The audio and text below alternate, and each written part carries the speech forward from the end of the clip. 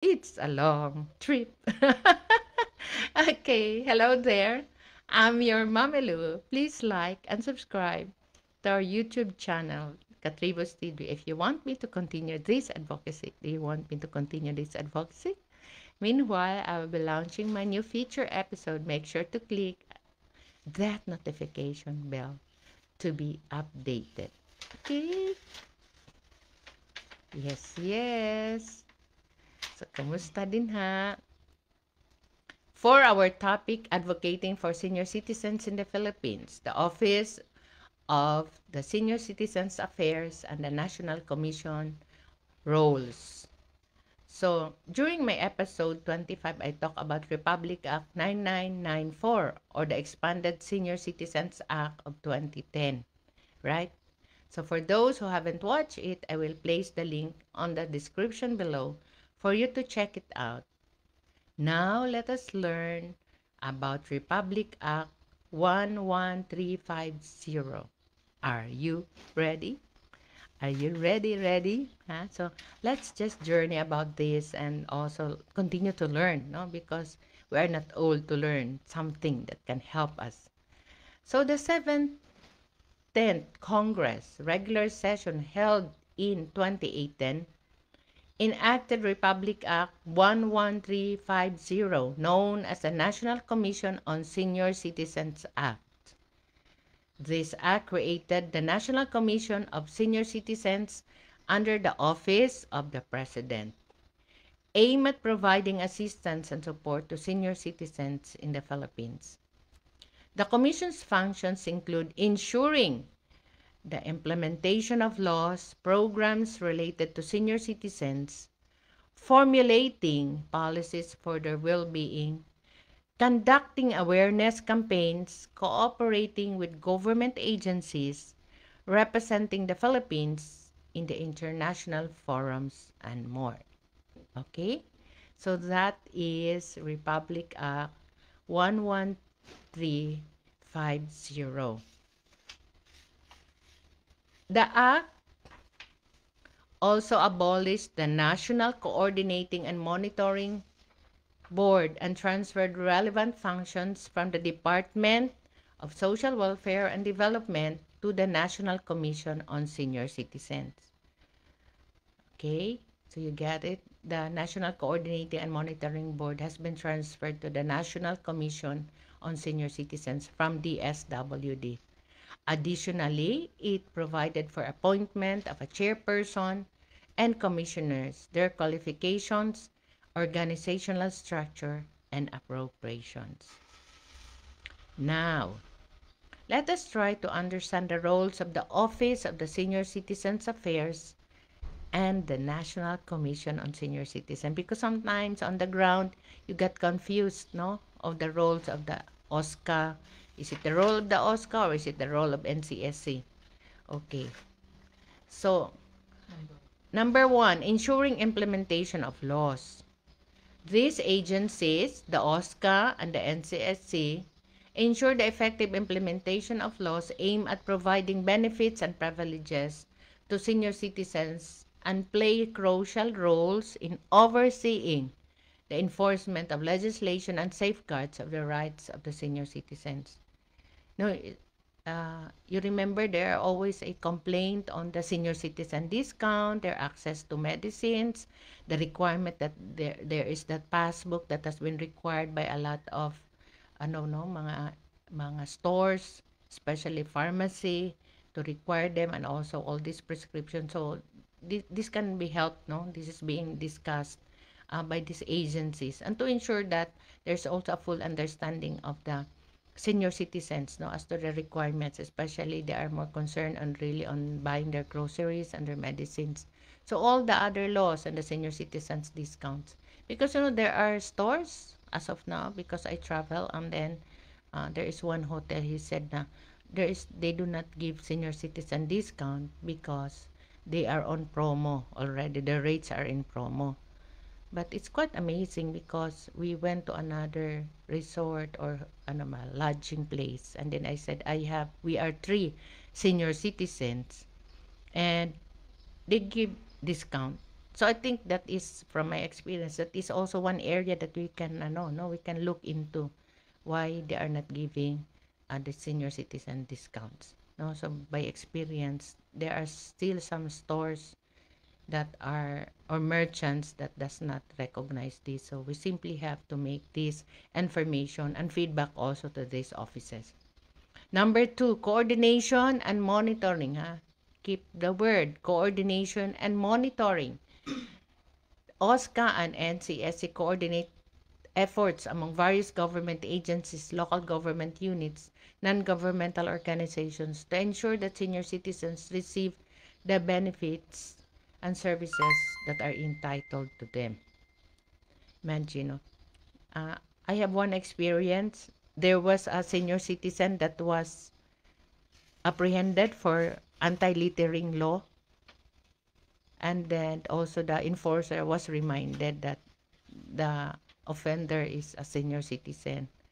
So there are certain considerations, no. So but it does not also excuse you are a senior citizen, you just throw away your garbage anywhere.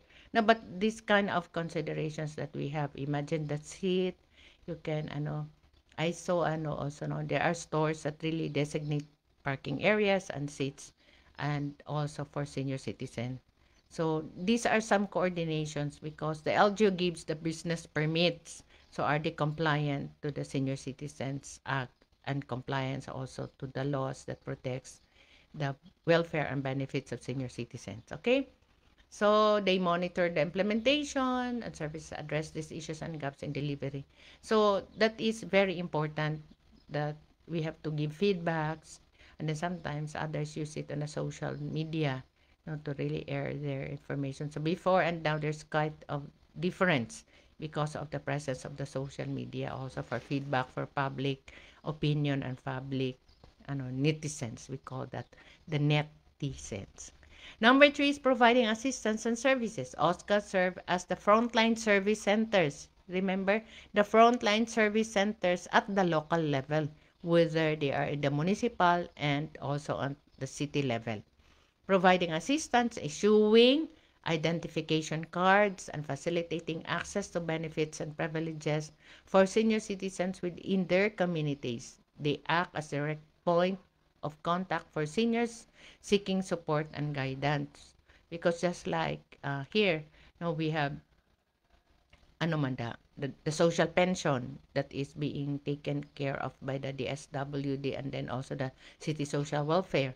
And then we have also in Davao City, we have this one-time cash subsidy granted through an ordinance of 1,500 to cover all those who have pensions and those who are under social pensions. So the OSCA serves as the office coordinating them, no? In terms of services that will be provided to the sector. And there are other also, sometimes in the municipalities and province, there are also other assistance that has been provided to the senior citizens. So this is the office that caters or cascade ba as frontline to work on them. Number four is policy formulation and advocacy. NCSC in particular plays vital role in formulating national policies and guidelines that address evolving needs and concerns of senior citizens. It represents the interests of senior citizens in national forums and engages with stakeholders to advocate their rights, welfare, and inclusion in society. Because that's very so NCSC is really on policy formulation, because even if we have the law, we have some local structures in the municipal or city, there are still areas for improvement. Because you see, at the barangay level, sometimes, whether we like it or yes, the punong barangay exercises sometimes some discretion that also exclude the senior citizens, especially in the right to know information, the right to informed decision, and of course, the allocation of resources. Because you see, I just can, no, there are, just like, for example, during COVID, there was an allocation for the senior citizens, and then the barangay decided to convert that to rice. So for the programs, convert to rice, but without consulting the Senior Citizens Association. It was intended for the Senior Citizens Association, but they did not have, because They just overruled everything, implemented, and when we try to track where is the budget for the senior citizen during that COVID period, and they said they convert it to cash. No, convert to cash, convert to rice. They convert it to rice. But and then where is it now? They said they have distributed it to the senior citizen. And then where is the list? No, these are some just simple things that, I mean, the rights to participation of the senior citizen groups or organizations and individuals are being reminded, to the duty bearers, so that we must have access to the right information. Okay, so promoting social inclusion and well-being. These agencies contribute in promoting social inclusion and enhancing the well-being of senior citizens by advocating for age-friendly policies, programs, and environment. Yes, no? Because there are already some cities that allows employment of senior citizens for 2 hours, just like keeping the facilities or just like in cleaning. And even in some areas, the senior citizens are being employed in some establishments. But here I can say in Davao City, this is also one policy issue, and I hope that there will be more, no, in the even in the local, because if we have the GIP, the DOLE Government Internship Program, I think productive and experienced senior citizens must continue to serve, no, in limited time, just like 4 hours. This can still actually, no, they can still serve our community and be able to have these benefits as job orders or contract of service, no, under the municipal, because you cannot undermine their experience, their wisdom, and then their productivity. And then uh, that's really something that we have to advocate, no, for the senior citizens, because they are still productive, and the community, our government, should be able to continue to provide them, because those who would like to work would like they really have to work, just for purposes of discussion, just like in Singapore and even in Hong Kong, you can see the tourist guides there are senior citizens, and even those who works in the shops and the restaurants, they are senior citizens that are still being employed. But sometimes I get that delusion that the servers and everything should be with pleasant personality, young, and all this stuff. But I think we really have to look at that, because there are still very gracious senior citizens who can work and entertain guests, no, in the food service, or in the service industry. So I think we really have to work on that, because they just don't have to allow them to watch over their grandkids. They can still work and earn something, for their keep and for their development. Okay, so these offices work towards creating a society that respects and values contributions of older adults and ensures their active participation in the community life. Yes, the associations and all these groups, and it is it is the role of the Office of the Senior Citizens Affairs and the National Commission on Senior Citizens. So overall, OSCA and NCSA are instrumental in upholding the dignity, rights, and welfare of senior citizens in the Philippines by ensuring the effective implementation of laws, providing essential services and support, and advocating for policies that promote their well-being and inclusion in society. Meaning they are not in competition. Remember, the OSCA and the NCSC are not in competition with each other, because they have respective functions, which is to serve and to protect the rights and dignity of our senior citizens. Do you have any questions? 50 stars na dapat si Harley Cadigan. Uy, thank you, Harley Cadigal, for the 50 stars. Thank you very much. So, do you have any questions? Please write in the comment section below. Thank you. So, in summary, the Office of the Senior Citizens Affairs, OSCA, is established under both RA 9257 and RA 9994. OSCA are local government units offices tasked with implementing programs and services for senior citizens at the local level. They are responsible for issuing senior citizen identification cards, providing social services, organizing recreational and educational activities. So that's the role of OSCA, and ensuring a well-being of the senior citizens within their respective jurisdictions, whether it is in the municipal or on the city level. So that's the role of the OSCA. Meanwhile, under RA 11350, the National Commission of Senior Citizens Act, the National Commission of Senior Citizens, or NCSC, is established. The NCSC has a broader scope of responsibilities and authority. It is tasked with ensuring the full implementation. Remember, ang task is to the full implementation of laws, policies, and programs pertaining to senior citizens at the national level. The NCSC also absorbs certain functions previously handled by the Department of Social Welfare and Development related to social welfare and development policies and programs for senior citizens. So now they have already absorbed the functions which is previously under the Department of Social Welfare and Development.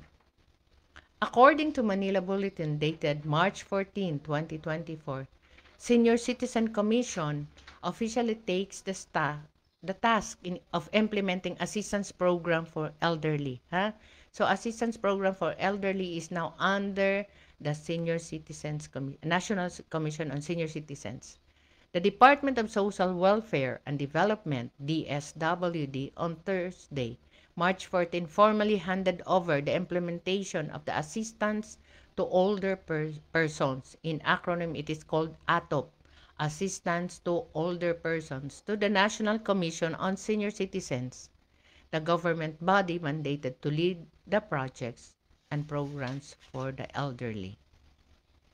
DSWD Secretary Rex Gatchalian and the NCSC Chairperson Franklin Quijano formalized the transfer of functions and funds to the Commission to assist older persons through a ceremonial signing of the Memorandum of Agreement, MOA, at the DSWD Central Office. The DSWD chief said the ceremony recognizes that even though the ATO program, they have a small allocation, its transfer to the NCSC marks a significant step towards empowering the Commission. The MOA detailed the transfer of the remaining 1.7 million funds for ATO from DSWD to NCSC for the implementation of programs, projects, and activities that cater to the well-being of the senior citizens.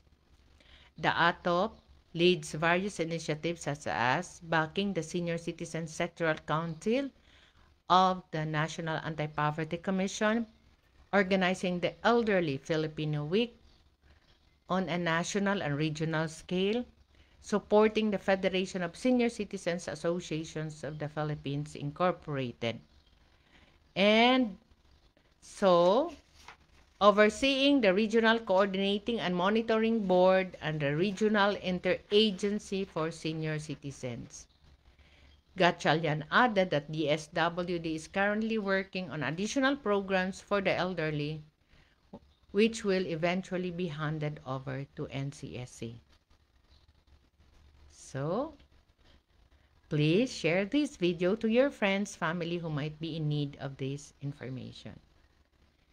Okay, so for your assignment, take a picture of the latest ganap. It can be with a family or with your community. Tell us your experience and tag Ask Mami Lou on Facebook, TikTok, and Instagram.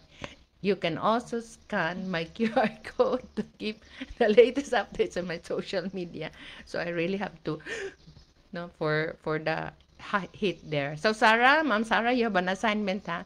So please post your latest ganap. You have plenty of ganap, and tag Ask Mami Lou at Facebook. So this episode is for education, entertainment, and information purposes only, ha? It does not replace the legal advice of the professionals. Okay? So that ends Ask Mami Lou episode 27. Okay? Advocating for senior citizens in the Philippines, Office of the Senior Citizens Affairs, and the National Commission on Senior Citizens Roles.